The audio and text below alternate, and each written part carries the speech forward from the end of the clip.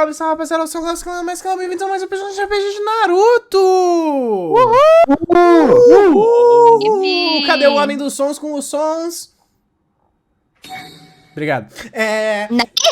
E pra todo mundo que deve estar se perguntando, mas não tinha um fundo verde aqui atrás, como nesses próximos capítulos é literalmente um fundo branco, o fundo verde ficou meio bugado, eu não gostei muito do resultado, então a gente vai voltar a ver a parte de trás do meu armário e as coisas atrás de mim, por enquanto. Mas o fundo verde vai voltar, assim que esse fundo deixar de ser o fundo desse arco. E, além disso, bastante importante, eu também tô acompanhado aqui, da direita pra esquerda, com os meus jogadores, Izumi Kenshin, interpretado pelo Skyler. Fala, galerinha. Ryukira, interpretado por um ser misterioso. Yo. Hoje, exatamente no dia da gravação disso aqui, é um dia depois do aniversário da Pitbull de estimação dela. Então, todo mundo, parabéns no chat, parabéns nos comentários do YouTube, clap, clap, clap. Ela fez 1 ano de idade, ela é apenas um nenenzinho. Logo depois... Nossa, boa, eu queria ter pensado nisso. Asahi Himitsu, interpretado pelo Kawan. Valeu. E Maku Yokami, interpretados pelo Pedro. Olá, olá. E por último, mas não menos importante, Kaoru Dobutsu, que tá aqui do meu lado. Oi, eu quero mostrar pra vocês a Fi. Ela passou por cirurgia. Ela não vai aparecer, mano. Ela vai aparecer, ó. Ela tá aqui dentro da caixinha dela. E ela passou por cirurgia.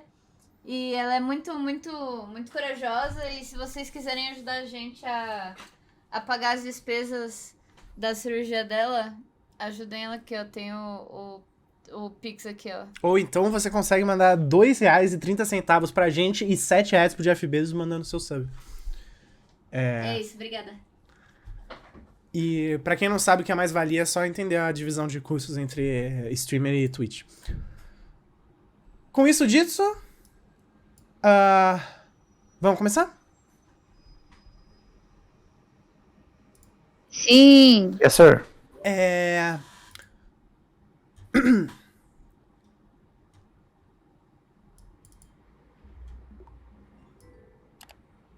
Ryu,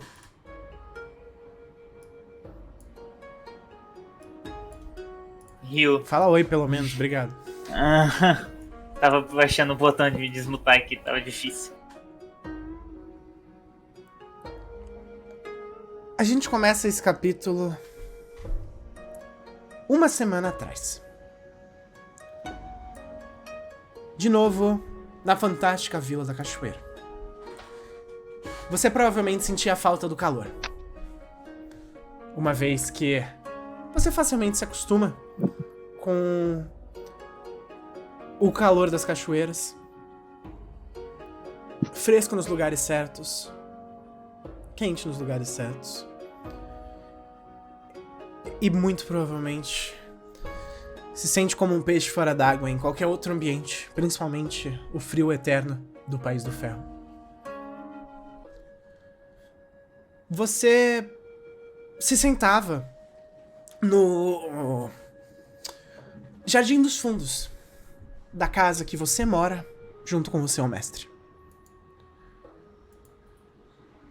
Você via ele cuidando de uma pequena planta. Se você quiser descrever o seu mestre, para que as pessoas possam imaginar. Meu mestre, ele é um homem alto, cabelos longos, lisos, jogados pra trás, assim, na frente.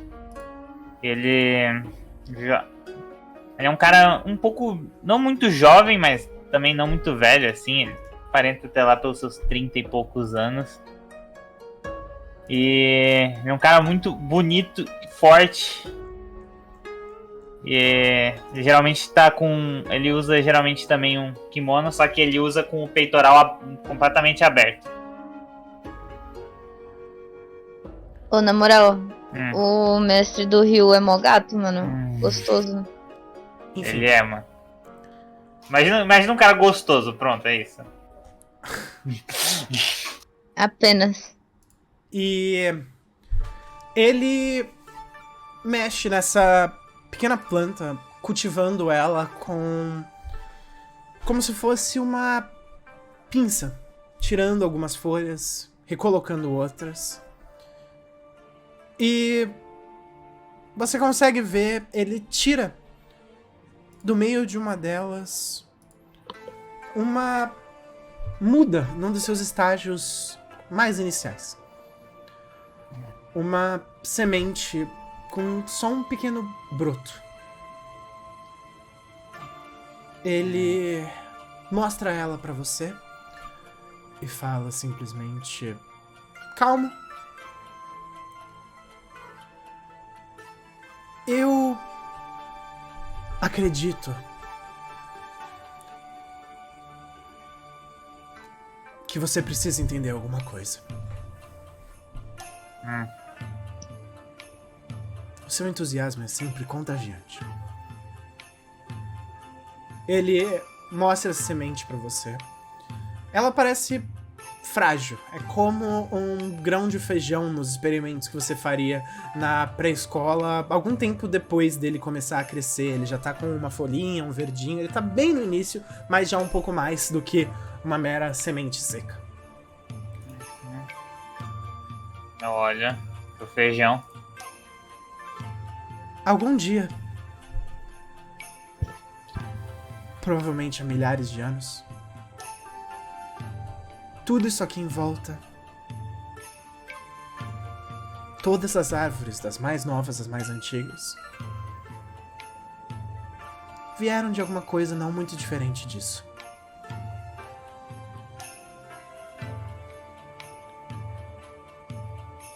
Para cada árvore que você consegue ver, enorme, dezenas ficaram na sua sombra, nunca atingindo seu potencial, ou então, não chegando ao mesmo tanto de vida.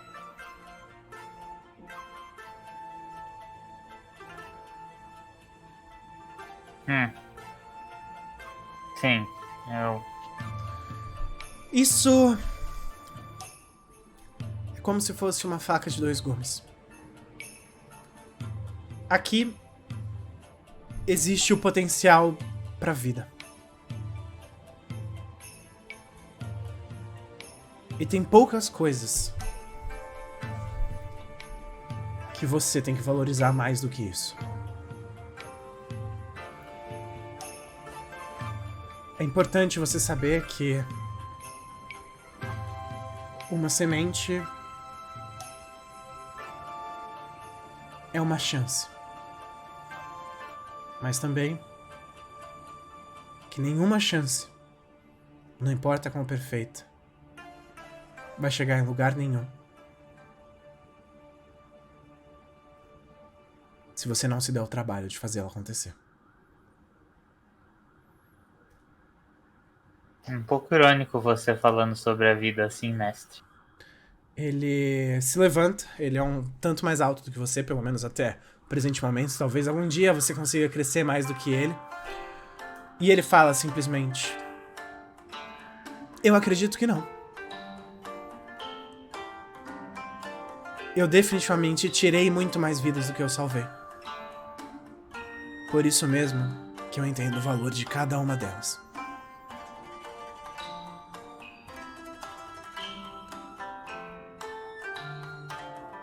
Bom, olho pra ele.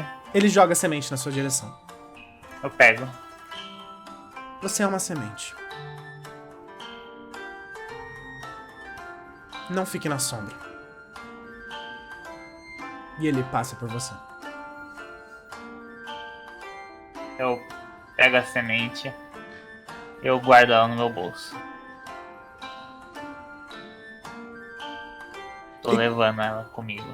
E com isso, a gente volta ao presente momento.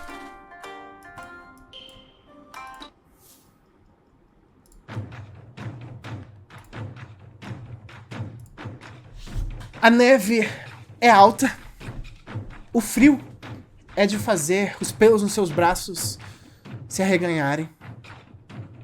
E a dor de algum de vocês é latente. Vocês já estiveram em combates antes. Já chegaram a brigar contra gatos fugidos.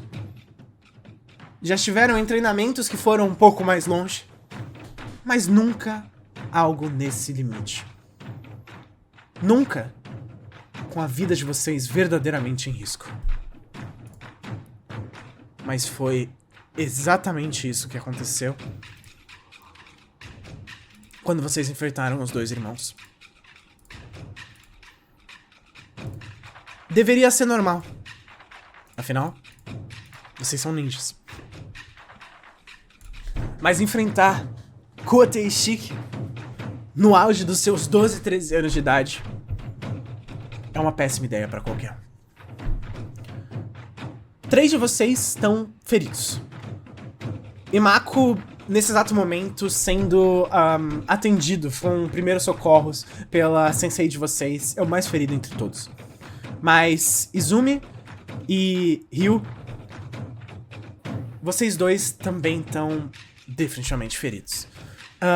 Não faz muito tempo desde que vocês todos passaram pelo que passaram. Devem fazer minutos, mas pra vocês parecem ser segundos. Parece que num piscar de olhos a adrenalina baixou e vocês finalmente entenderam. A dor, os ferimentos e o perigo. Quando termina os primeiros socorros no Imako, a sensei de vocês só se levanta e fala: Bom, não deveríamos ficar parados. Ao que eu entendo, a casa do cliente não é muito longe daqui.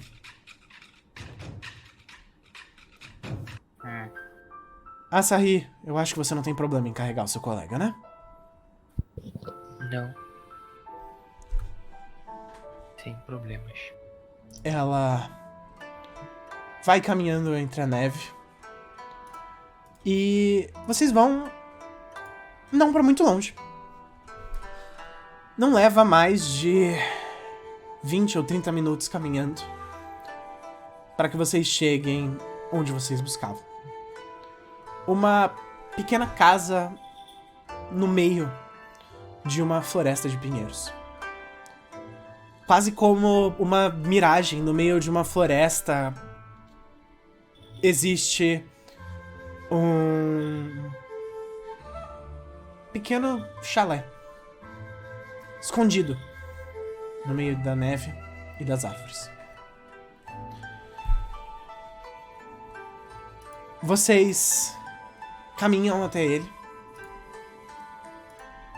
Lá dentro, conseguem ouvir o crepitar de fogo. A chaminé não deixa mentir, com uma fumaça saindo. Yu, a sensei de vocês, bate na porta. E não muito tempo depois, vocês são recebidos. Um homem grisalho, deve estar com os seus 70 anos.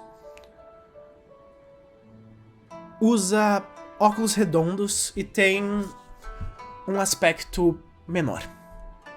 Assim como a maior parte das pessoas que vocês encontraram desde que chegaram nessa parte do País do Ferro, ele não parece estar tipicamente bem alimentado. Um pouco abaixo do peso em um homem alto faz com que ele pareça quase que um cadáver esperando pra acontecer.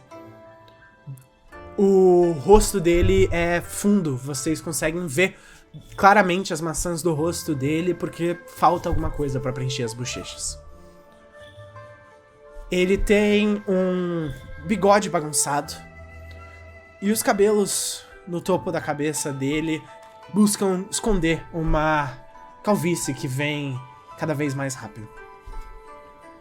Ele usa roupas brancas, como se fosse um paletó branco e calças relativamente comuns. Na mão, ele tem um cigarro de palha que ele fuma. Ele abre a porta, vê vocês e fala: Eu imagino que vocês tenham perguntas.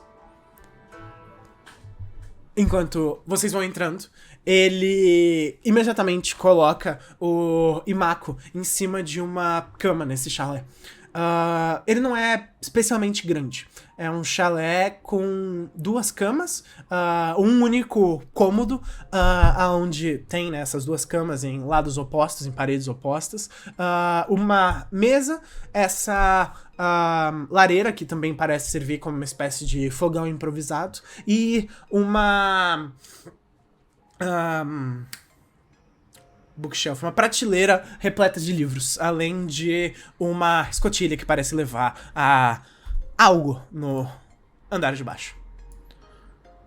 E ele vê vocês e fala: é o meu prazer conhecê-los. E aperta a mão da sensei de vocês e depois vai apertando a mão de cada um de vocês. As mãos magras dele tremem, provavelmente a idade. E ele só fala: sentem-se, sentem-se. Vocês tomam chá? Eu aceito um pouquinho de chá. É um prazer te conhecer, senhor. Kakago. Caca. Senhor Kagaku. Caca. Podem me chamar só de seu Hanai. É como as pessoas aqui me chamam. E não muito tempo depois de deitado na cama, o Imako acorda. O Akami tava machucado também? Não. Sem chakra. Ele Tudo caiu certo. sem chakra. Merda. Mano, botaram o Imai naquelas bandejinhas do Centro Pokémon, tá ligado? Não, ele não. Ele fez pá, pá, pá, pá, pá e voltou. Ele não tá melhor, ele só acorda. Ele continua com os ferimentos que ele tava. Que merda. E vocês todos se sentam, ele vê o estado de vocês e ele imediatamente se senta na mesma mesa, serve uma xícara de chá pra cada um de vocês e fala: eu devo perguntar, o que aconteceu? Infelizmente, senhor Hanai, meus colegas de equipe são estúpidos. E eles compraram uma biga que a gente não deveria ter entrado. E vocês veem, ele parece um pouco sombrio. Ele, tipo, abaixa os olhos e parece um pouco preocupado, mas parece tentar esconder a preocupação. Enquanto ele fala só: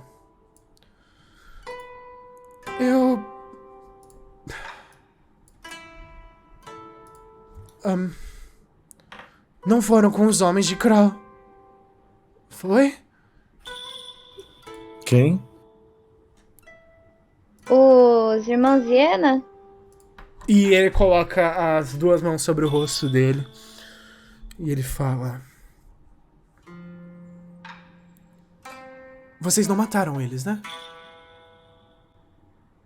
Por quê? Teria algum problema? Tecnicamente, não. Aqueles 2.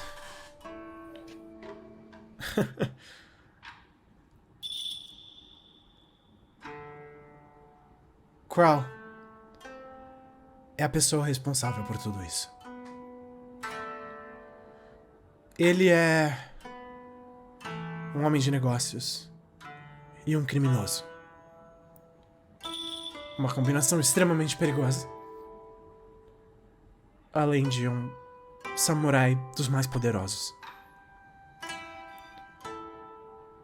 Dizem que ele estaria em par com um dos 7 ninjas da espadachins. Vocês devem saber do que eu tô falando. Sim, Eu não faço a mínima ideia. eu acho que eu tenho uma ideia. Vocês todos sabem que são os 7 espadachins da Vila da Neve. Eles são meio que lendários, quase que um boato que todo mundo já ouviu. De uma Ah, tá. tropa. Então eu faço a mínima ideia, mano. Uma tropa quase que lendária de espadachim, sabe? Então eu tenho Eu certeza. manjo. E ele fala: ele domina essas terras com uma mão de ferro. Ele nos mantém com fome. Com uma mão entrega a comida. Com a outra faz questão que a gente não coma demais. E há quanto tempo isso acontece? Pelo menos 35 anos. O quê? A cada geração, as crianças têm nascido um pouco menores.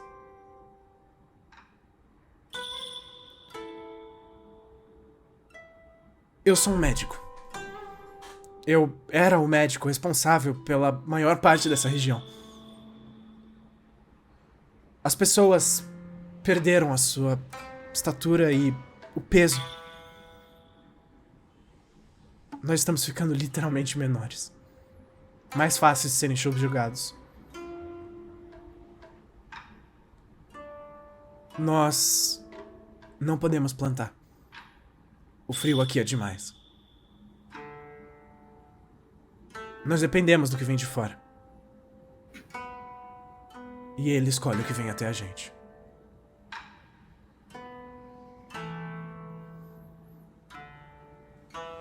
Ele levanta o olhar e fala: eu posso assumir então que vocês também viram o que tem dentro dos pacotes? Sim. Essas sementes. Existe uma chance de que elas possam crescer até aqui. É uma chance em 1 milhão. Mas elas foram modificadas por um colega na Vila da Cachoeira. Um inimigo em comum. Eu acredito que se nós não dependemos dele pra sobreviver, seria muito mais fácil convencer as pessoas que nós não precisamos dele. Ele que precisa de nós.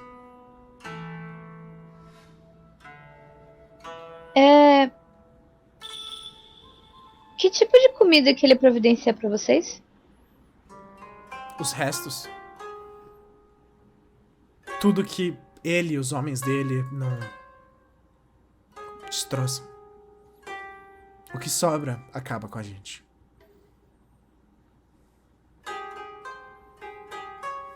Mas isso significa que eles tiram comida de algum lugar, certo? Eles trazem de fora. Sim. Ah, Eles compram. Com o dinheiro do trabalho que nós prestamos pra ele. Entende? sim. Essas sementes são esperança, eu acho. Elas são o início de alguma coisa. E o que elas têm de especial? Esse colega, ele é originalmente do País do Ferro. Ele se mudou pra Vila da Cachoeira não muito tempo atrás. E no momento que ele fala isso, Ryu, você não consegue evitar reparar que a Sensei olha pra você de canto de olho. E ele fala simplesmente: ele fez isso sabendo que isso poderia crescer aqui. Elas foram geneticamente escolhidas pra isso. Que nem o Mendel. Eu não vou falar isso em personagem, tá? Toma Eu só no tô comentando cu, isso entre velho. nós. Nossa, velho, tá aí uma coisa que eu não esperava ouvir hoje, velho. Puta que eu pariu, hein, mano. RPG também é cultura, né, família? Mano, esse é um shout-out a todos os nossos ouvintes que estão no ensino médio estudando pro Enem. Todos aqueles que Força. deveriam estar estudando e estão ouvindo a gente. Exato. Enfim. Ele levanta o olhar e fala: Eu tenho certeza que é demais pra vocês. Eu escondi isso como uma missão de Rank Z, eu admito. Eu não tinha meios de fazer com que fosse qualquer outro tipo de missão. É o máximo que eu conseguia pagar. É o máximo que todos nós conseguimos pagar.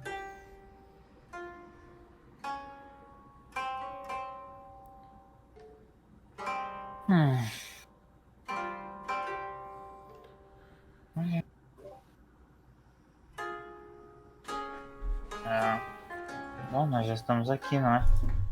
E qual é o plano, gente? Sensei fala... Bom, vocês 3 não vão pra lugar nenhum enquanto vocês estiverem assim. Isso não é nada. Isso é alguma coisa, definitivamente. Se a gente for encontrado por pessoas como ele tentando sair daqui, ou completando a missão, que eu acredito que a esse ponto nós devemos completar, você vai morrer com certeza. Se você conseguir sair andando daqui.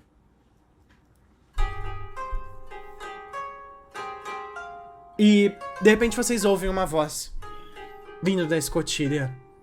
E ela fala simplesmente... Velho idiota. Ah! E vocês se viram pra ver um adolescente.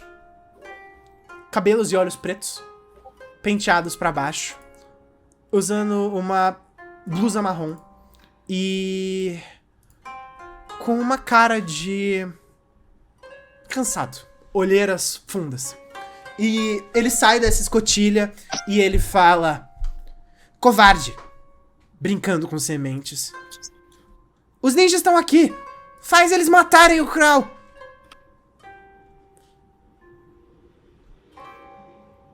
Esse garoto aponta pra vocês.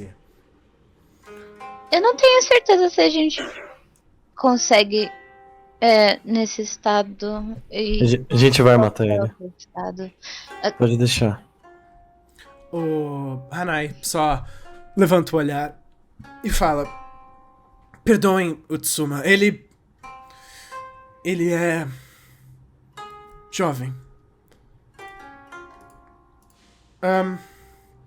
Existiam outros antes de Crow. Ele não é o primeiro. Só é o pior. E cada vez que um deles era trocado, eles eram trocados por alguém ligeiramente pior. Não adianta nada eliminar eles sem resolver o problema.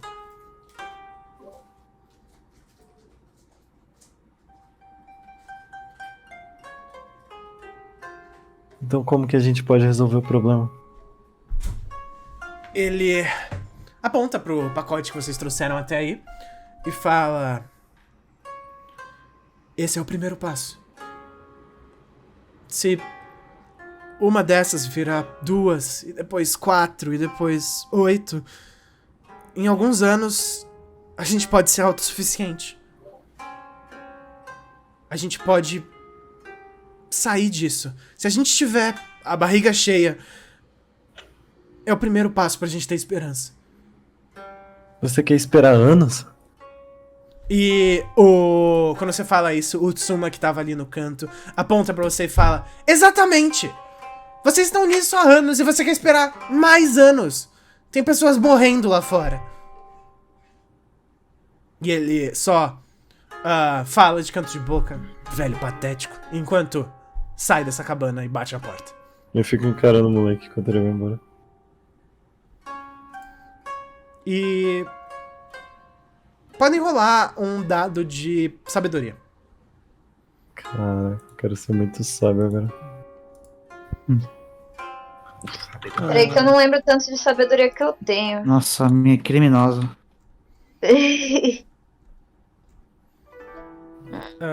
Você tem mais um de de sabedoria. Nossa senhora. Bom, eu não tô nem aí, olha. Sabedoria, nossa senhora. Caralho, só os criminosos. Meu Deus! Tá todo mundo pouco sábio hoje. Cara, deu menos 2 também, já, né? Hoje eu não tô muito. Meu Deus! Ninguém tá muito sábio, não, velho. Hoje não é de sabedoria, cara. Tá, então é isso. Ninguém percebe nada. Ele só abaixa a cabeça. É isso. Que porra, mano.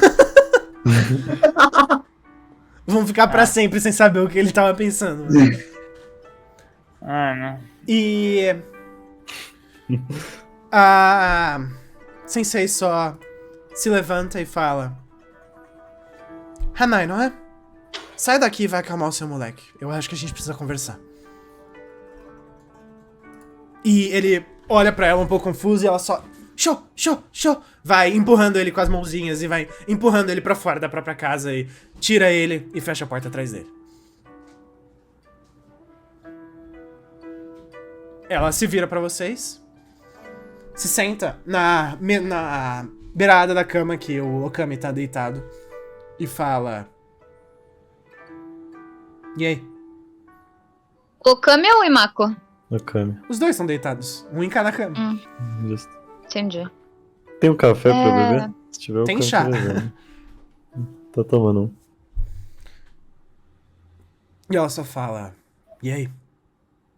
Eu não acho que eu tô equiparada pra lidar com a questão sociopolítica dessa vila. Tá, isso é certamente uma opinião. O resto? E eu tô aqui pra resolver as coisas. Eu tô disposta a lutar, tá bom? Eu só acho que a vila não duraria, não aguentaria um ataque direto. A nossa missão é entregar isso aqui. Não ficar lutando aleatoriamente. Muito mais com alguém muito mais forte que a gente. Bom, ainda existem 2 entregas que são necessárias. São 3 sementes. Uma pra ser entregue em cada um desses 3 vilarejos. Ela abaixa a cabeça e fala... Kaoru e Asahi, consegue manter a cabeça baixa? Sim, senhora. Ótimo. Cada um de vocês vai pra um desses vilarejos. Ai, caralho. Eles não devem ser mais do que um dia de distância. Vão e voltem. E se virem problema, corram. Como se não houvesse amanhã. Quanto ao resto de nós... Se aqueles 2 não voltarem, e definitivamente eles não vão voltar no estado que eles estavam, pessoas mais problemáticas devem vir perguntar. Vocês 3 estão feridos. Descansem.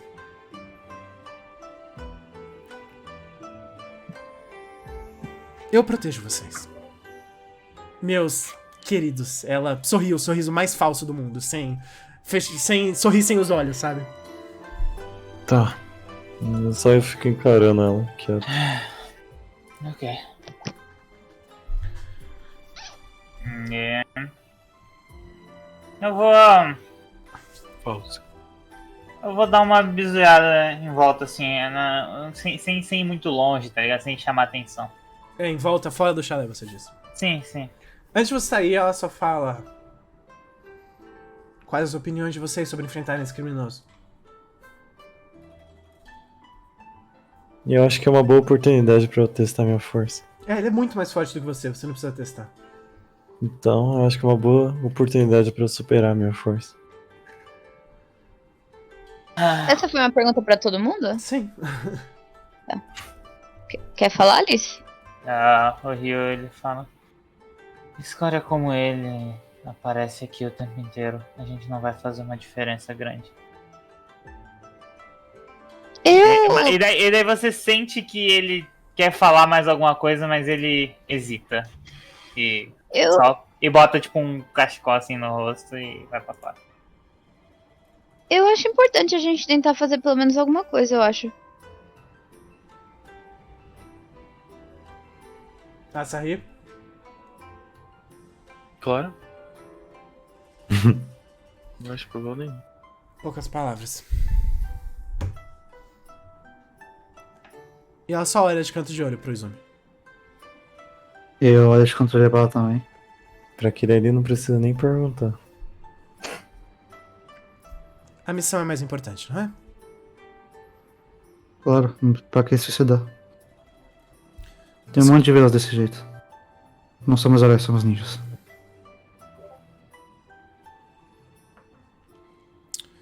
Ela se levanta, limpa um pouco da roupa dela e fala: Izumi, Nossa. consegue andar? Eu olho pra ela antes dela, pedindo ela se ela falar. Mas você é a chefe. Você que manda então. Se você quiser fazer isso. Izumi consegue andar. Eu tento, consigo? Sim, você consegue, você não tá tão ferido. Ok. Eu só mostro, tipo, eu fico de pé. Ótimo. Você vai me ajudar. Vamos fazer alguns fofos e garantir que as trancas das pessoas da cidade estão boas. Quando seja lá quem vier checar neles chegar, é bom que esses civis pelo menos estejam fora da linha de fogo. Entendi. Quanto aos dois, ela olha pra sair, pra Kaoru. Fiquem bem.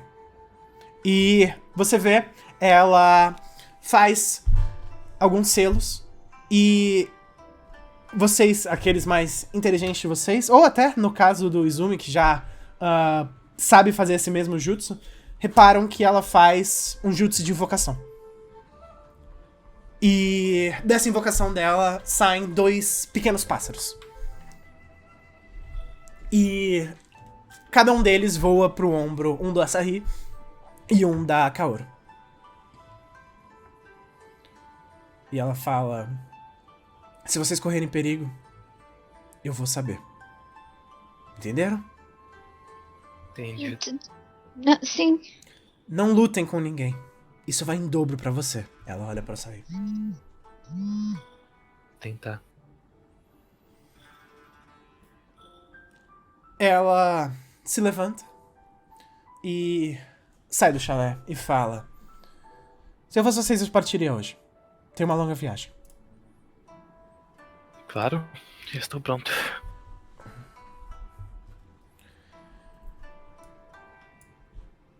Mano, a Kaoru nem tirou a mochila das costas, ela só fica em pé. Eu já vou. Não sei. E com Quer isso... dizer, pra onde qualquer direção? Não, você sabe o caminho. Você tem um mapa local agora. Claro, sabia.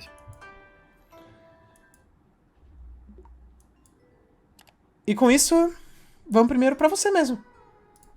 Asahi. Tio. Você caminha pra longe e vai indo em direção a essa vila. Seja por sorte ou por muito azar, você escolheu ou acabou sendo escolhido pra ir pra uma das vilas mais distantes das duas. Você faz a parte que você consegue fazer correndo, antes de, inevitavelmente, a neve ser alta demais para que você consiga correr e você só consegue andar passos lentos e cansativos. Você vai para um lugar ainda mais alto do que o local que você estava antes. A trilha em direção a esse caminho é quase toda para cima. E depois de algum tempo, a neve, que já era densa, vai ficando cada vez maior. Você vai perdendo essa visibilidade, você vai perdendo a distância.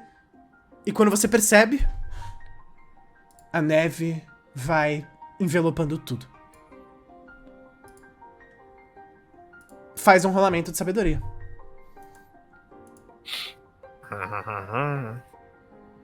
Tira mais do que 0 dessa vez. Let's check it out. Aí, boa, moleque. Ok, Asahi, você caminha pra frente e respira fundo. E faz só uma pequena chama. Pequeno bastante pra te esquentar e pra te dar um pouco de visibilidade. Uma das chamas douradas do seu clã toma a sua mão e, quase como uma tocha te levando pra frente, você usa ela pra continuar caminhando. Você vai desbravando essa nevasca que vai ficando cada vez mais densa. Quando de repente, a distância você vê como se fosse uma sombra. Um vulto na nevasca. Que parece muito com uma pessoa caída na neve.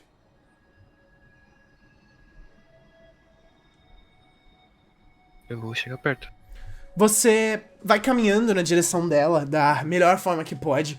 Os passos ainda são vagarosos, a neve agora já é alto bastante para que você esteja afogado até a metade dos joelhos nela com cada passo que você vai dar. E você encontra uma pessoa quase que soterrada.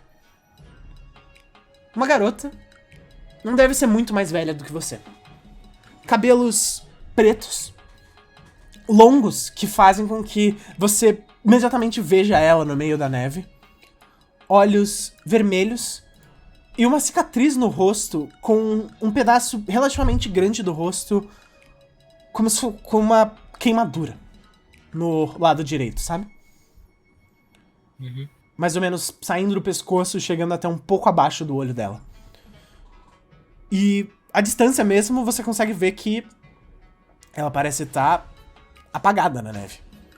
Sendo coberta pela neve.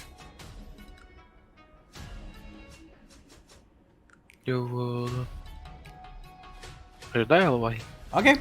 Você vai na direção dela e eu vou pedir que você faça um teste também. A minha pergunta vai ser como você quer ajudar ela. Ela tá subterrada Ela na tá neve. meio soterrada e ficando mais, mas ela já tá nocauteada e você consegue ver, tipo, o lábio roxo, a pele vermelha, ela parece já ter sinais de hipotermia. Eu vou tentar esquentar. Ok, então vai ter que ser um rolamento de inteligência. Acho que eu tenho 2. Com certeza. Aqui, É, mais 2. 2.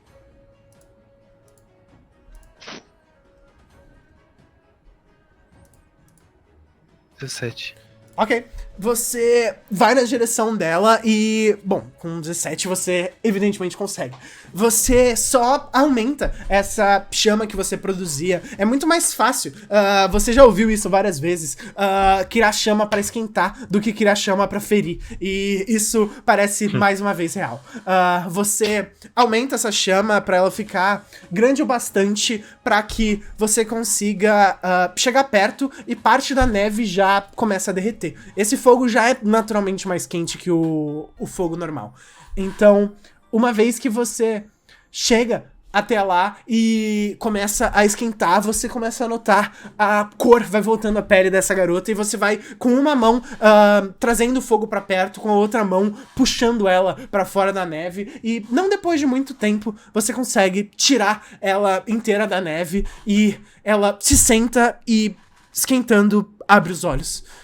E ela pisca algumas vezes, tosse, levanta o olhar e olha pra você, um pouco confusa. Alô? Quem é você? bem?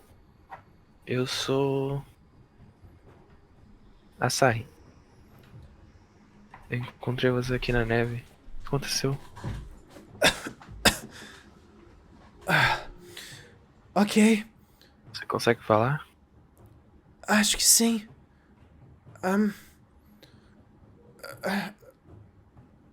Ela vira o rosto pro lado e fala: Você acha que consegue me carregar? Posso tentar. A gente precisa sair dessa nevasca. Eu te Com explico certeza. tudo depois. E ela olha pro fogo e fala: Você é um ninja? Sim. Ou. E ela coloca o cabelo pra trás e fala: Algum tipo de salvador. Eu sou um ninja. Ok. E ela abaixa a cabeça, ainda o lábio tremendo um pouco abatida, definitivamente, da hipotermia. E Relaxa. você levanta ela, coloca ela como se fosse de cavalinho e vai caminhando. E dessa vez eu vou precisar que você faça um teste de constituição. Não. Tá bem. Você tem mais 0. Um D20. 9. Ok. Você coloca ela nas costas e você vai caminhando por algum tempo. Você imediatamente repara o cheiro dela. Parece familiar, mas você não consegue entender exatamente da onde. E você vai levando ela durante o caminho vai desmaiando e reacordando algumas vezes. E vocês vão passando por essa nevasca. No final, você cai de joelhos, mas depois de algum tempo você consegue reparar que o pior ficou pra trás e você consegue encontrar uma espécie de caverna, uma indenção no meio da montanha, onde vocês conseguem pelo menos respirar. E você vai se arrastando, tentando contra a sua própria força chegar nesse lugar, já completamente perdido. E você senta no chão, exausto. As pernas doem como se você tivesse corrido uma maratona. E talvez você tenha feito até pior. E você se senta e ela encosta na parede, agora já um pouco mais acordada, e você repara que ela se cobre com um outro casaco que ela parecia ter numa espécie de bolsa próxima, e cobre a maior parte do corpo dela tentando se esquentar. E ela se vira pra você e fala: se você é um ninja, você tá muito longe de casa, não é? É, eu sei. Relaxa. Tô numa missão. Tá, eu ouvi falar sobre isso. Legal. Bom, o que aconteceu com você? Você disse que ia me explicar. E ela olha Que pra você baixo e No fala: frio, assim. Eu fugi de casa. Por quê? Mas eu acho que tá na hora de voltar. Os meus pais já devem estar preocupados. Olha, isso é bem óbvio, tá? Não dá uma de doido, não. O mundo é muito perigoso. Mas você tá sozinho aqui também? Sim, mas eu fui treinado pra isso. E quem disse que eu não? Bom, você tava na neve ali, né? Você já tava pra morrer. E se eu tivesse tirando um cochilo? Se tivesse um cochilo, aquele cochilo ia ser pra sempre. E você vê que você consegue arrancar uma risada dela. Ela só, tipo, dá uma risada de canto de boca e fala: realmente, eu não deveria ter fugido. Não é a primeira vez. Eles devem saber.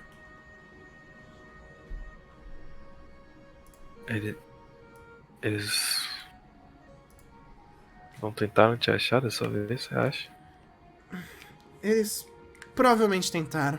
Eles sempre tentam.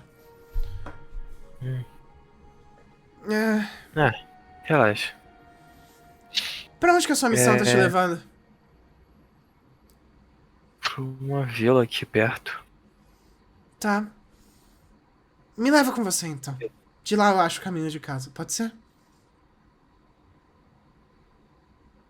Tá. Não tem problema nenhum. Se você não se perder. Você me pegou num momento muito ruim, tá? Tá, mas. Você tá pra morrer, né? É meio difícil te deixar agora.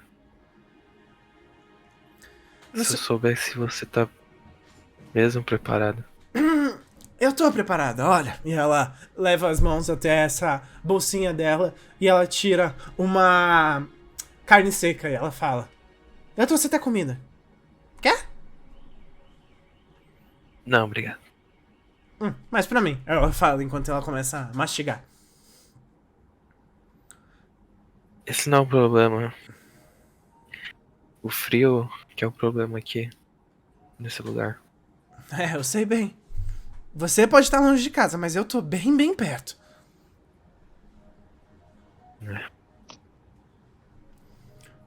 Bom, se você acha que tá preparado, tudo bem. Só não vai se perder de novo. Que é. Pode ser um problema. Não vai te perder de novo, que pode ser um problema. Tá. Garoto estranho. Ela se levanta e fala: do que você se importa? Você é só um ninja de outro lugar. Bom, eu me importo pro bem-estar das pessoas.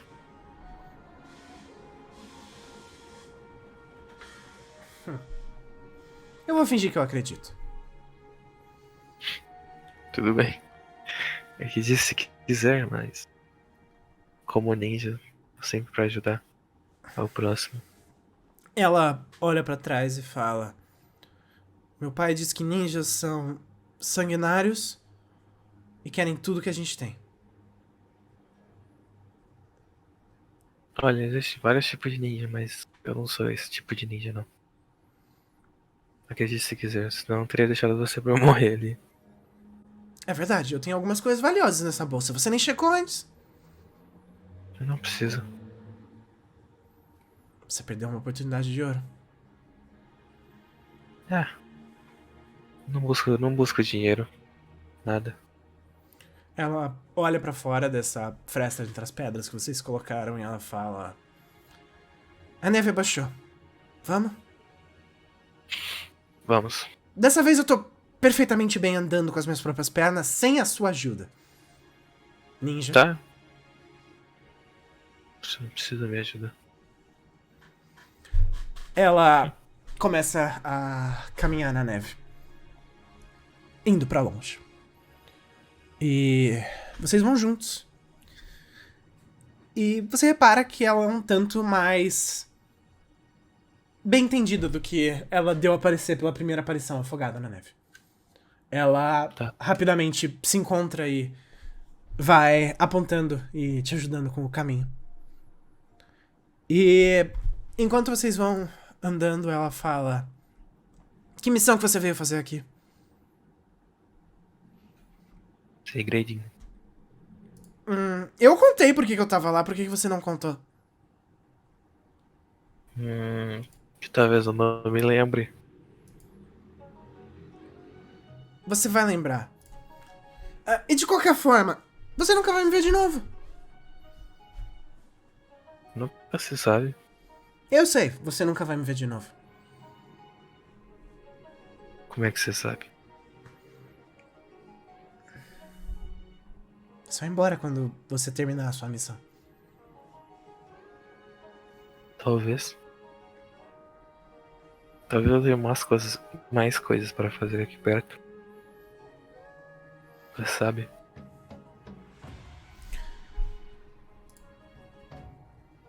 Bom, não se preocupe. Minha missão não é importante. Pro momento de agora. Eu imagino que não. Você não parece ser tão forte. Bom. Pode deixar isso. Mas não era eu que tava morrendo ali. Se você falar isso mais uma vez, eu vou garantir que seja você que tava morrendo ali, tá?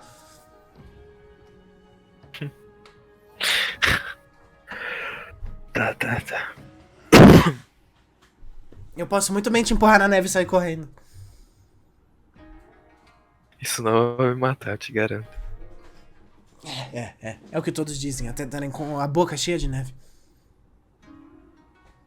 Olha, particularmente você já é profissional nisso, né? Ela coloca as duas mãos sobre os olhos assim, ela fala: tá bom. Eu entendi a lição. Nunca mais eu falo com nenhum ninja na minha vida. Eles são horríveis. Bom, eu não recomendo ficar perto de ninja mesmo, mas... Pra sua informação, ela aponta e quando ela aponta você consegue reparar que ela tá sorrindo. E o sorriso dela, mesmo que por um breve momento, te faz pensar em casa. E você não consegue entender por quê. E ela aponta com esse sorriso no rosto e fala: pra sua informação, eu já passei por muito mais nevascas do que você, e essa foi a primeira vez que algo deu errado. Primeira! Primeira. Olha, eu não vou mais falar com você. Tá bom. Entendi. Ela começa a mastigar a carne seca dela de novo. E quase que 30 segundos depois, como se não conseguisse ficar quieta, ela fala: mas você não vai me contar de onde é a missão mesmo? Não.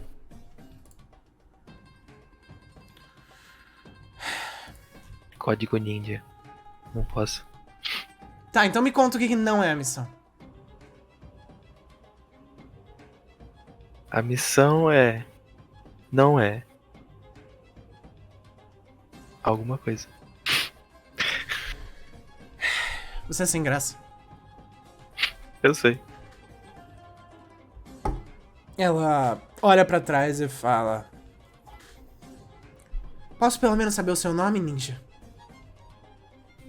Ou isso também faz parte do seu código, ninja? Bom, eu falei pra você já no começo, mas eu acho que você tava sonolento. Asahi Himitsu. Ótimo. Prazer, e o seu nome? Não? Código de eu. É segredo. Código de eu? Agora todo mundo tem um segredo. Pronto, viu? Entendi. Então eu vou te chamar de... Pensa bem nas suas próximas palavras. Não, eu vou deixar. Ela continua caminhando. E as bochechas dela parecem inflar quando ela faz essa cara de brava. E por alguma razão, nos próximos dias você pensaria nisso de novo. E depois de algum tempo, vocês chegam na próxima vila. Não muito tempo depois, mas algumas horas de caminhada. Ela parece saber os caminhos locais e rapidamente te passa por uma trilha dentro da montanha que o mapa não mostrava inicialmente. E vocês chegam até esse vilarejo e ela fala: o prazer foi todo seu e até nunca mais. Com a mão apontada pra você. Tá, muito obrigado por me ajudar a achar o caminho. Você aperta a mão dela? Aperto. Só tô segurando uma bola de neve e vou tacar na cara dela. Antes disso, quando você aperta a mão dela, ela te puxa pra perto. E dá um beijo na sua bochecha. Só que eu ainda taco a bola de neve nela. Você joga a bola de neve nela e você vê que logo depois ela joga uma outra maior em você. Eu vou desviar. E ela fala: tá, rola, destreza. Caralho. Eu vou rolar também. Esse cara é bom, hein?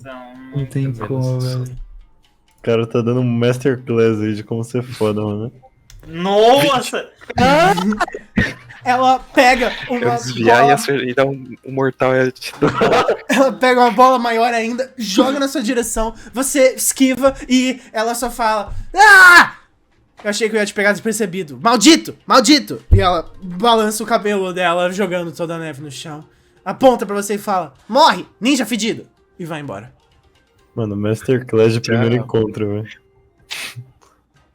Ela mostra a língua pra você e você consegue ver, pouco antes dela se virar, aquele mesmo sorriso que te lembra de Lar. Dá só uma breve aparição. E ela sai.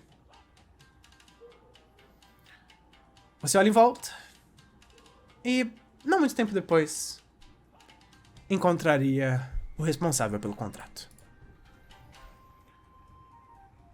E enquanto isso,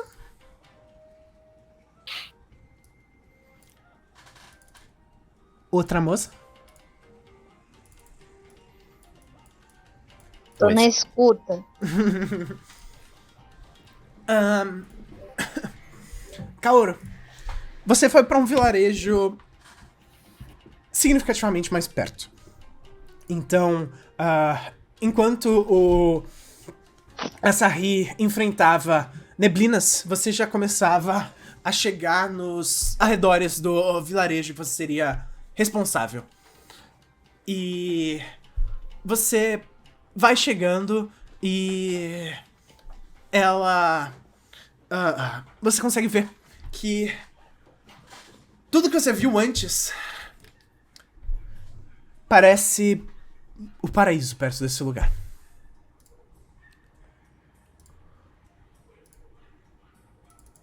Agora, quando você chega nesse vilarejo, é que você finalmente entende. Se antes existia alguma dúvida,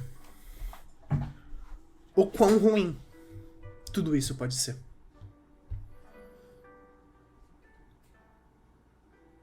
Você consegue notar que esse vilarejo, ao contrário do anterior, ele não tem casas. Dessa vez, ele tem só uma espécie de barracão. Que, uma vez que você coloca a cara pra dentro, você imediatamente reconhece. É um hospital improvisado. O vilarejo inteiro parece ter se tornado um hospital improvisado. Você Que merda. consegue ver dos lados de fora desse barracão o que um dia foram as casas de madeira das pessoas agora. São só pilhas de lenha para tentar manter esse local quente. Ali moravam provavelmente 70 ou 80 pessoas. Agora, os que ainda estão de pé parecem ajudar os que estão feridos. E pelo menos metade deles estão deitados da forma que podem. No chão, os mais feridos ou sortudos em cima de camas ou macas improvisadas. E um grande número deles sentados ou deitados pelo chão. Só usando o que resta pra se esconder da neve. Quando você entra, imediatamente cabeças viram.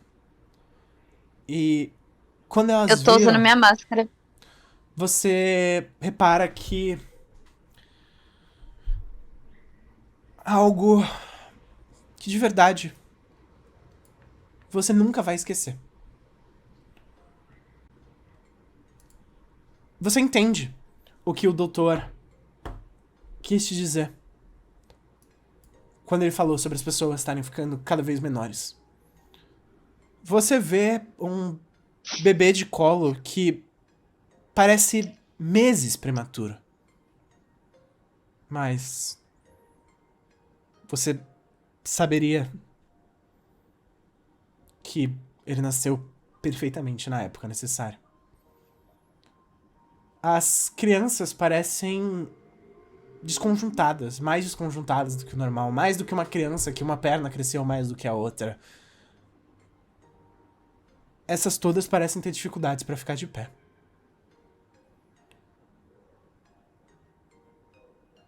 E você repara que ali existe um grande número de pessoas feridas. A maior parte daqueles que estão deitados deitam de bruços, com ferimentos nas costas.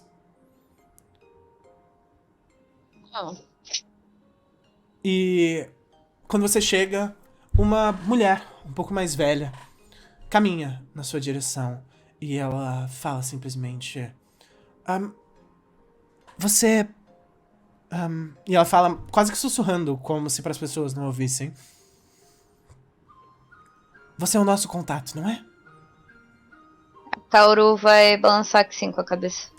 E ela fala só... prazer. Me chame de Doutora Hanai. Eu imagino que você tenha conhecido meu marido. E ela vai fazer que sim com a cabeça de novo. E ela vai esticar a mão e fazer... Kaoru.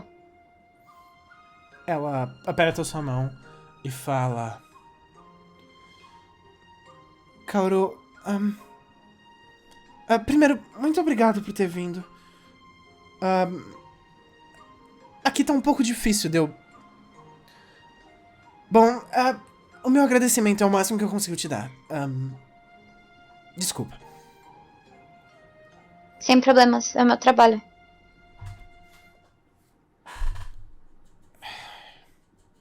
Ela parece ter um pouco de vergonha enquanto ela fala.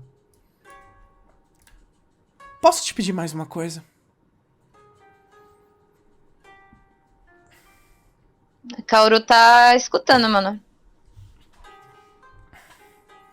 Ela te leva até os fundos e aponta pra uma maca atrás de um biombo.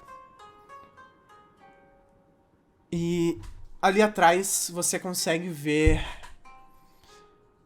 que esse biombo tava ali por alguma razão. Existe uma criança ali dentro, não mais do que 7 ou 8 anos. Pelo menos metade do corpo dela queimado. Os ferimentos são enormes e aparentes. A pele é toda cheia de pústulas e verdadeiramente destroçada.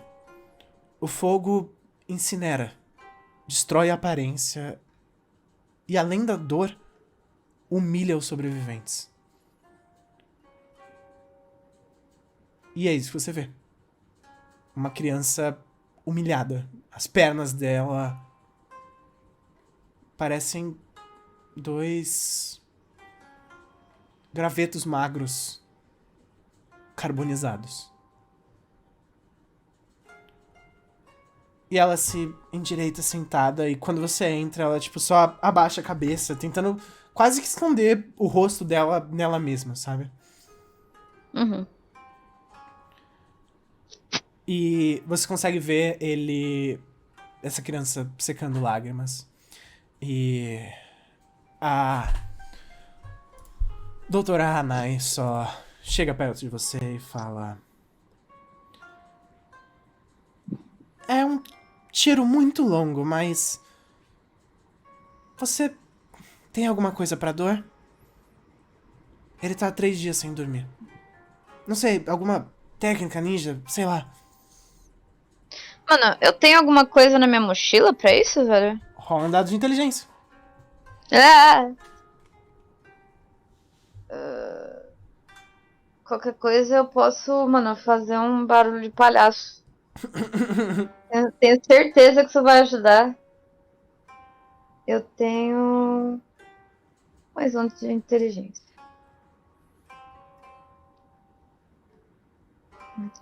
Uhum. 15. Kaoru, você tem. Você vai na direção da sua bolsa, mas não da sua bolsa de viagens.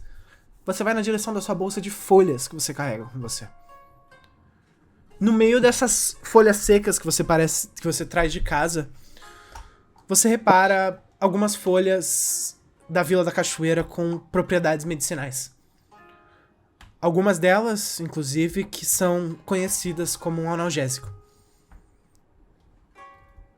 Você já algumas vezes preparou, seja para os seus primos depois deles se machucarem, ou simplesmente por alguns ensinamentos que seus pais te deram, que isso, misturado com um pouco de água e mexido da forma corretamente, pode ser um analgésico bastante potente. E, por sorte, você carrega um punhado dessas folhas com você.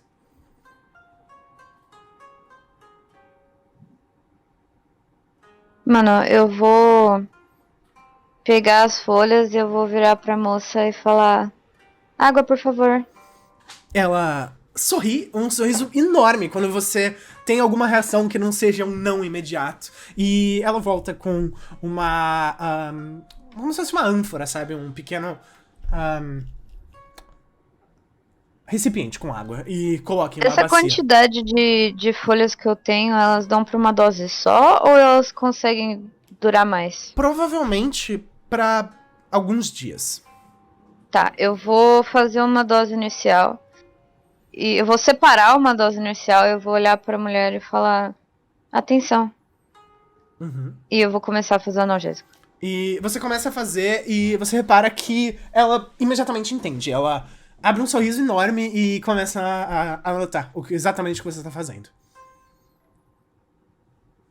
Eu vou fazer um analgésico pra criança, mano. Você faz e termina e ela fala: obrigado, muito obrigado, muito obrigado.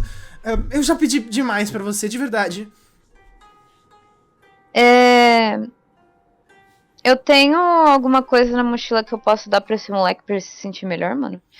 Sei lá, fazer um bichinho, tipo, sei lá, fazer um tsuru pra essa criança. Qualquer coisa pra deixar ele menos fudido. Rola um dado de carisma. Eu tenho mais 4 de carisma, família. 8! Você tem um papel dobrado que você faz um tsuru meio mal feito. Mano, eu vou entregar pra ele. Você entrega pra ele e ele segura. Enquanto ele segura, a doutora começa a passar e ele fecha os olhos em dor enquanto o remédio é passado. E ele levanta o olhar e ele... Você vê que ele quase começa a chorar e ele engole as lágrimas. E ele olha pra você e fala: obrigado, moça. Quem é você? Eu vou levantar a máscara e falar pra ele: Kaoru Dobutsu. É um prazer.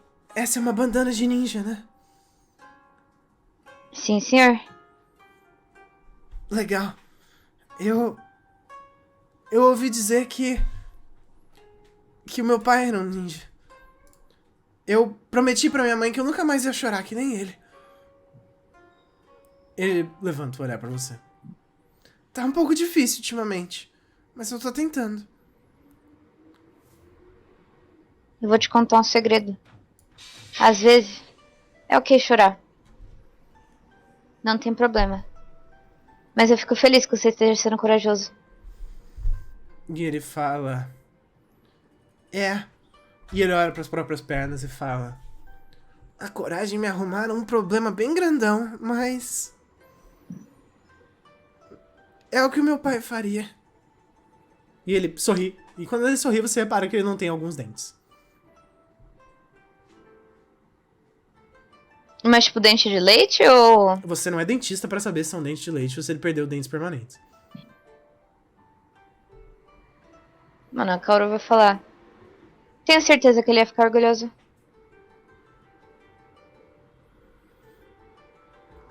E você vê que ele pega o seu tsuru, ele desdobra e ele redobra na forma de um desses sapinhos de origami.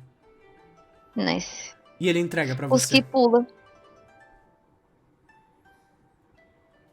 E ele coloca o sapo na sua mão. E ele fala: essa foi a primeira técnica ninja que meu pai me ensinou.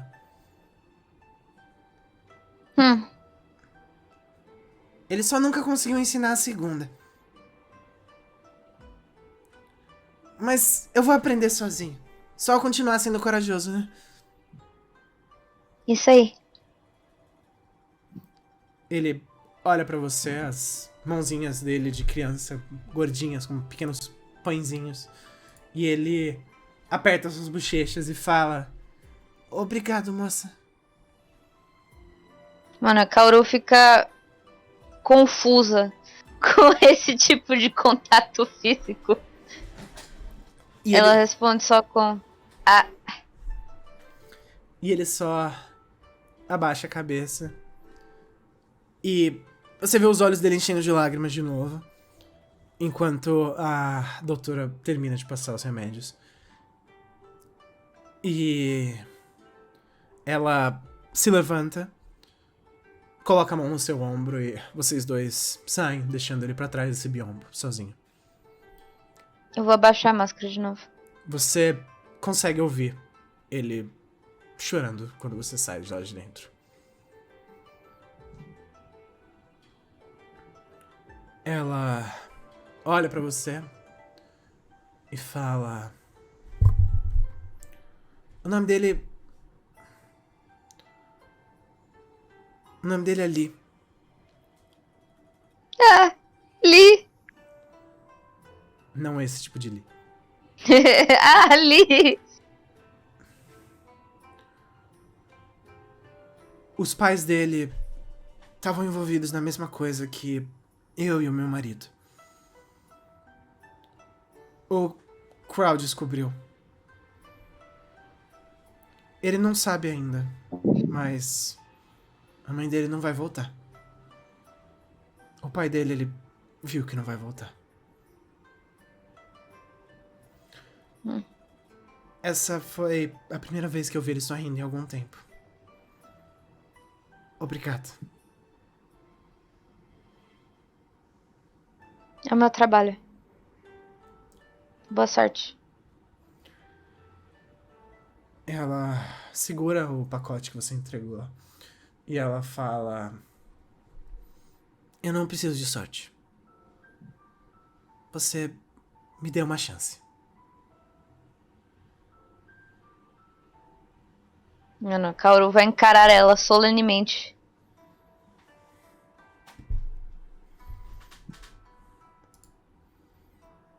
Absolutamente nenhuma resposta. Ela vai só fazer que sim com a cabeça e se virar pra voltar.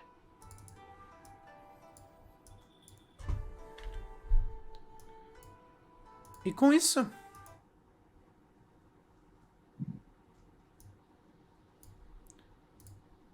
o resto de vocês. Os picas. Opa, a galera do resto. Galera do fundão. O A resto, galera do resto. a sobra, Os últimos postos do Pessoal que pacote. apanhou na briga passada. o lixo. O pessoal do terceiro ano. Que Os repetiu 5 apanhadores vezes. apenas. Churume do lixo, né? Chorume do chorume. O restinho. Enfim. Izumi. Sim? Não se passaram mais de 4 horas. É um pouco assustador como esse tipo de palavra viaja rápido. Porque você vê uma pequena comitiva de pessoas que definitivamente não são os camponeses locais chegando até esse lugar. Você consegue ver a distância do local que a Sensei colocou você para observação. 2 veículos puxados por o que parecem ser bois. No de trás, uma porção de homens também com aquela mordaça em cima da boca, não muito diferente dos irmãos que vocês enfrentaram. E no da frente, alguém ainda mais problemático. Um homem enorme. Mais de 2 metros de altura, definitivamente, e muito, muito forte. Uma barba sobre o rosto e um cabelo comprido atrás são completos, com um olho laranja e o outro cego por uma cicatriz enorme que parece surgir do topo da testa dele até o começo do pescoço. E imediatamente vocês conseguem ouvir. Você ouve um burburinho de algumas outras pessoas que também ouviram eles chegando. E eles falam simplesmente: Meu Deus, é a Luve. E as janelas vão todas se fechando. Janelas e portas, uma depois da outra.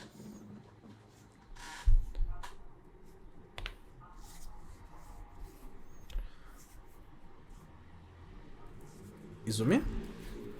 Pode prosseguir.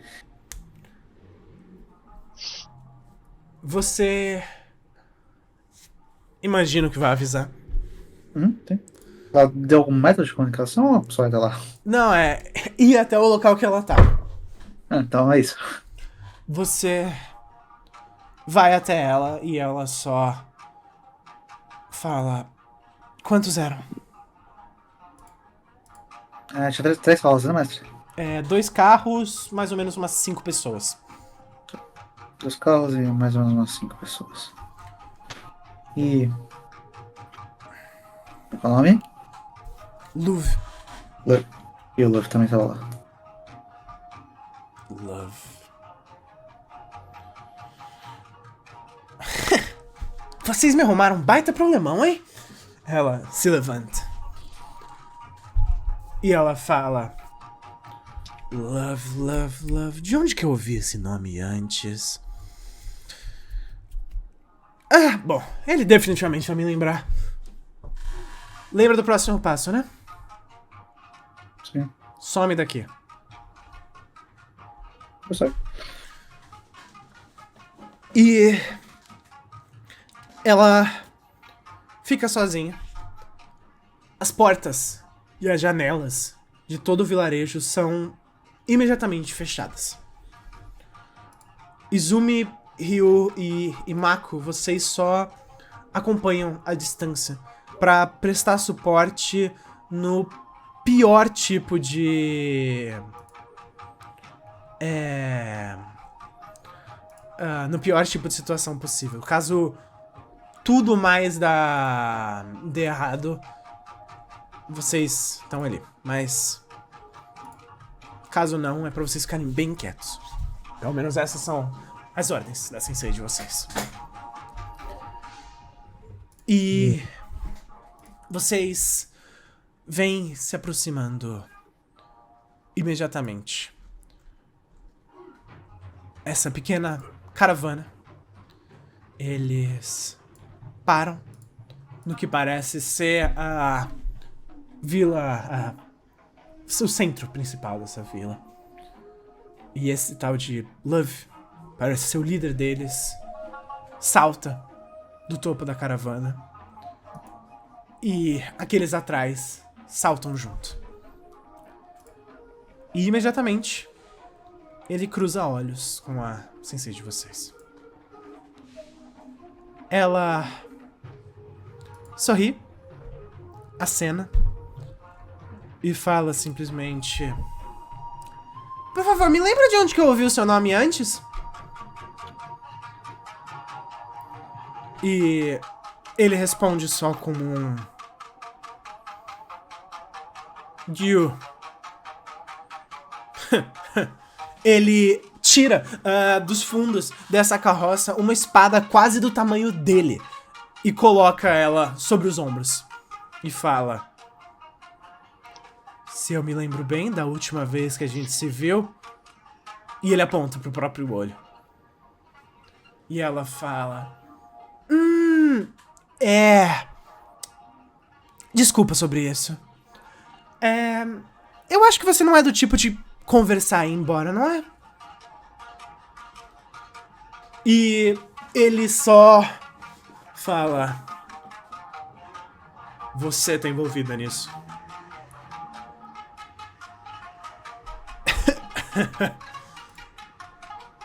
Foram-se anos em que eu imaginava como eu ia matar você. E ele aponta a espada e fala simplesmente: eu sinto emocionado da chance de ter chego.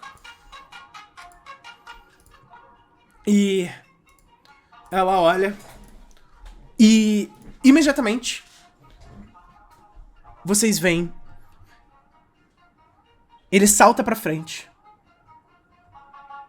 E é como se fosse um piscar de olhos. No primeiro momento, ele tá lá. No segundo, ele cruzou esse espaço de 10 metros entre os dois e crava essa espada gigantesca no chão. E imediatamente sobe uma onda de neve enorme. E ela só salta pra trás com uma velocidade quase tão grande quanto a dele. O bastante para que vocês mal consigam acompanhar com os olhos de vocês. E quando ela chega atrás, ela saca o bastão dela. Ele corre mais uma vez. Mais um golpe de espada. Ela tenta levantar o bastão, que é simplesmente simplesmente cortada ao meio e ela só lança os 2 pedaços do bastão pro lado, desvia de mais 2 ou 3 pancadas, cada uma delas, pancadas eu digo, porque essa espada não corta, ela destrói. A primeira é o bastante pra fazer com que um tufo de neve saia do chão, grande o bastante pra cobrir uma das casas. A segunda faz com que ele acerte um dos seus próprios colegas e jogue ele a longe, definitivamente não pra voltar. A terceira faz com que ele destroce uma das carroças com uma dessas pancadas, enquanto ele balança essa espada de um lado pro outro, quase como um maníaco. E ele só olha pra ela, para e fala: eu sinto cheiro de gente nova. E, imediatamente, eu vou rolar um D4. Afinal de contas, são 4 de vocês. 1 Imako, 2 Okami, 3 Izumi, 4 Ryu. Eu tinha certeza disso. Imako, é você. Eu tô machucado ainda. Sim, você tá relativamente machucado. Você já tá um pouco melhor, as suas feridas já estão mais tapadas, mas você definitivamente não tá 100%. Quanto de vida? Metade. Considere como 7. Tá. E você tá ali próximo, atrás de uma das casas, se preparando, e você repara que ele atravessa o caminho, e quando você olha, ele já tá frente a frente com você. E ele só sorri. E no momento que ele sorri, preciso que você faça um teste de carisma. Tá. Ele já derrotou a Sensei ou ele só ignorou ela? Não, ele passou correndo por ela pra ir atrás de você. E ela ficou parada, ó. Não, calma, né, Pedro? Calma. Só perguntei. Deixa eu ver aqui o meu carisma. Nossa.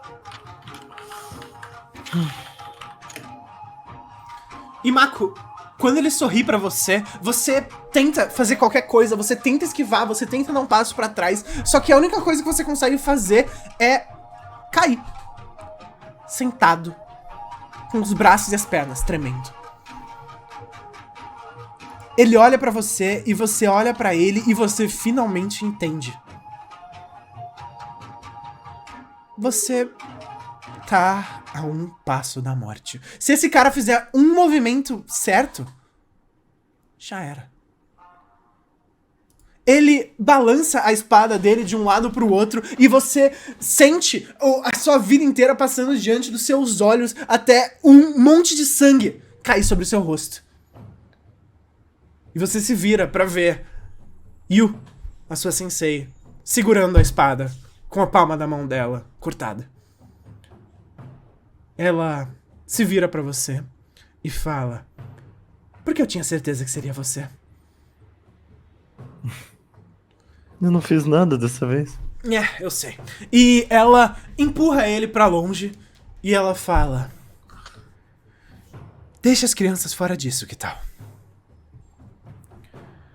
E vocês veem ela dá uns passos pra frente. Esse Luv dá uns passos pra trás. Eles se encaram. E ela pega esse sangue, que é da própria palma dela cortada, passa o polegar dela por cima e coloca a língua pra fora. E Mako, você consegue ver claramente a língua dela repleta de selos.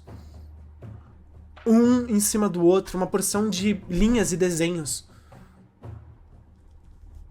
E ela passa esse sangue por cima da língua. Fecha os olhos. E fala: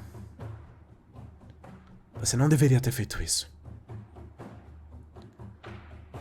E imediatamente, a neve em volta começa a se movimentar. Imediatamente, você consegue notar o verdadeiro ambiente ao redor começa a se modificar e você consegue notar que a neve vai como se estivesse tomando vida. Como se ela comandasse e a natureza respondesse. E esse é o fim do capítulo. Porra. Agora que eu ia fazer alguma coisa de útil na minha vida. Tenho a impressão que não, Pedro. Eu sei não, hein, mano. Nossa, mano. Não precisava escutar isso de vocês. Desculpa. Não precisava, cara. Não, cara. Às vezes eu prefiro que vocês mintam pra mim. Eu não ganho nada escutando a verdade. Mas escutando a mentira eu ganho muito. Eu ganho poder.